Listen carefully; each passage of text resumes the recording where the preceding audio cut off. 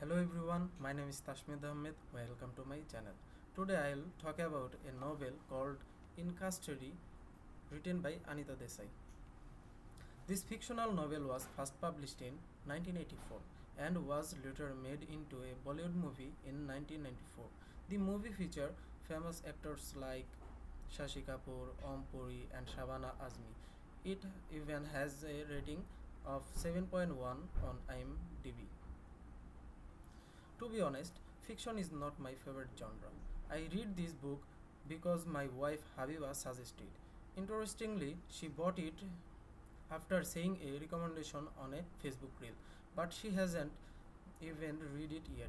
So I ended up reading a book I didn't choose from a reel I never watched. That shows either how powerful social media is or how influential my wife is. Still, I do enjoy exploring works by Indian authors.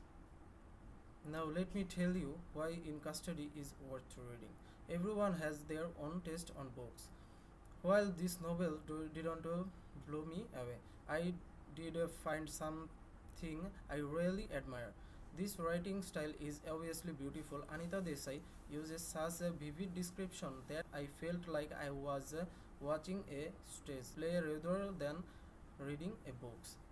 As someone who also enjoys writing, I was inspired by her use of language and how skillfully she builds a character and setting.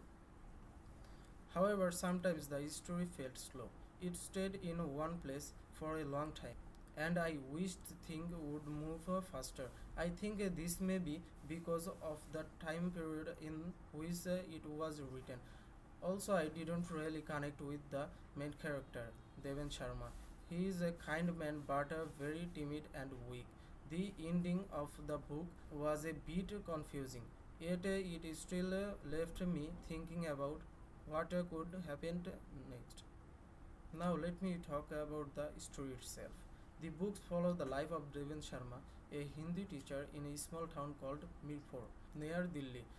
He has a friend named Murad who tricked him into working on a big project. Deven loves Urdu poetry and agrees to interview his favorite poet, Nur Shahjahanabadi.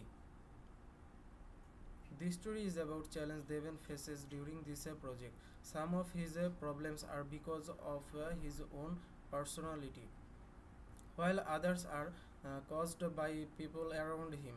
For example, Noor has two unusual wives, and a useless young helper is forced on Devin to record the interview.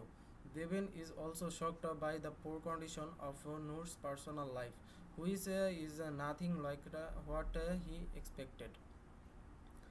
The story is full of difficulties and surprises.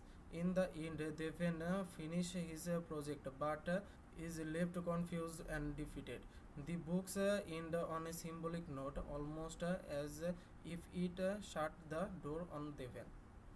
Finally, would I recommend In Custody? Yes, but with some caution. The book made me feel a mix of emotion. I was involved in the story, sometimes bored, sometimes curious. I felt sad for Devon, but also annoyed at how helpless he was. At time, I just wanted to jump into the story and make things move faster for Devon and for myself. While it didn't excited me the way some books do, I will definitely remember the story and Anita Desai's brilliant writing style. That alone makes it worth reading. In the end, how we see a story often depends on who we are. Maybe you will see it differently than I did. I would love to know what side you are on if you are even read in custody. Happy reading.